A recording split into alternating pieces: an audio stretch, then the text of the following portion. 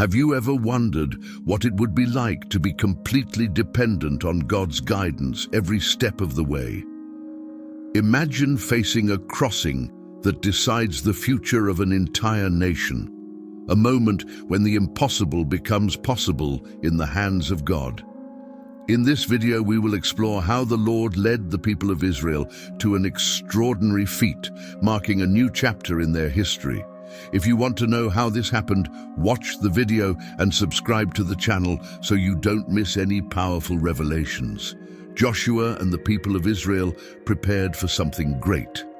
They left Shittim and camped by the Jordan River, awaiting the moment when they would cross over into the Promised Land.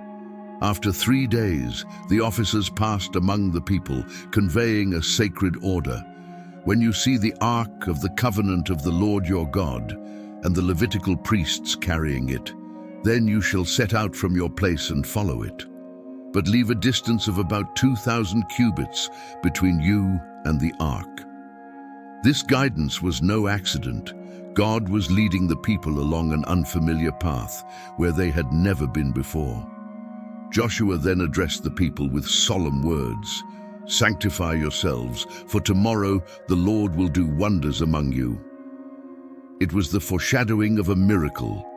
God was about to display his power, and the preparation of the people was essential to receive the blessing that was to come. God spoke to Joshua, reaffirming his promise to be with him as he had been with Moses.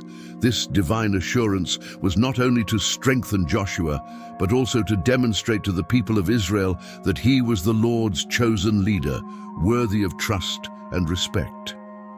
"Today I will begin to exalt you in the sight of all Israel, so that they may know that, as I was with Moses, so I will be with you," the Lord said. Then God gave Joshua a precise instruction. "Command the priests who carry the Ark of the Covenant that when they come to the waters of the Jordan, they shall stand still." This simple but significant command signaled that the crossing would not be accomplished by the skills of the people or the strength of the priests, but by the very power of God. The Ark of the Covenant, which represented God's presence among the people, would go before them, leading the way to the miracle that was about to happen. Joshua now had the assurance that the Lord would guide him every step of the way, ensuring that the people would experience the impossible. Joshua gathered the people together and shared a powerful promise he had received from the Lord. God would drive out before them the Canaanites, Hittites, Hivites, Perizzites, Girgashites, Amorites, and Jebusites. This was an impressive statement that the Lord was prepared to fight for Israel and grant them victory over all these nations that occupied the Promised Land. Joshua announced that God's presence would be with them in a visible and tangible way. To demonstrate this, the Ark of the Covenant, which symbolized God's presence, would go before the people, leading the way and protecting them. This command reinforced that the conquest of the land would not depend on their strength or military strategy, but on obedience to the Lord and trust in his power. God was committed to fulfilling his promises and ensuring that his people would take possession of the inheritance that had been promised to them. Israel's hearts were filled with courage and expectation as they heard this assurance of God's presence on the path they were about to take. With the people prepared and the promise established, Joshua gave the final order to the priests carrying the Ark of the Covenant to advance to the Jordan and put their feet in its waters. This act symbolized the people's faith in obeying God's instructions without question, even when faced with a river at its highest level. As the priests stepped into the waters of the Jordan, something extraordinary happened. The waters coming from the north stopped, forming a wall, while the waters from the south drained away, leaving the riverbed completely dry. Thus, the people of Israel began to cross the Jordan on dry ground, a miracle similar to the crossing of the Red Sea, a reminder of God's unparalleled power and faithfulness. The priests, standing firm in the middle of the river with the ark, ensured that the path remained clear as the people passed. Everyone could witness the power of God, who opened the way for his people to enter the promised land. After the crossing of the Jordan, God instructed Joshua to choose 12 men, one from each tribe of Israel, to take a stone from the riverbed where the priests still stood with the ark.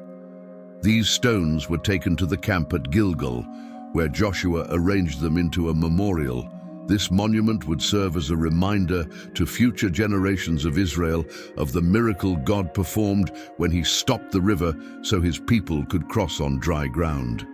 Joshua declared that when his children asked about the meaning of these stones, they should tell them of the wonders the Lord had done for them. These stones were not just rocks, they were symbols of God's faithfulness and power, an everlasting testimony to Israel of how the Lord had acted on their behalf.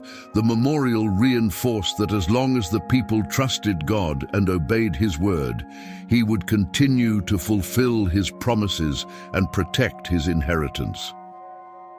At the end of the crossing, God exalted Joshua before all the people, and they respected him as they respected Moses. This exaltation was not just a human acknowledgement, but a confirmation that Joshua was the leader chosen by God to lead Israel. With all the people now on the other side, the priests left the middle of the Jordan with the ark. As soon as their feet stepped onto the bank, the waters of the river returned to their normal course, covering the banks and bringing the miracle to a complete and impressive close. This final act marked God's continued presence with Israel, assuring them that he was with them not only during the crossing, but through all the battles and challenges to come. The people's respect for Joshua was solidified, and the Lord's commitment to his people was reaffirmed. When the crossing was complete, Joshua spoke to the people, declaring the true purpose of the miracle, that all the peoples of the earth may know that the hand of the Lord is mighty, that you may fear the Lord your God always. This extraordinary event was not only to ensure Israel's passage across the Jordan, but so that the whole earth would know who the God of Israel is and recognize his power and sovereignty.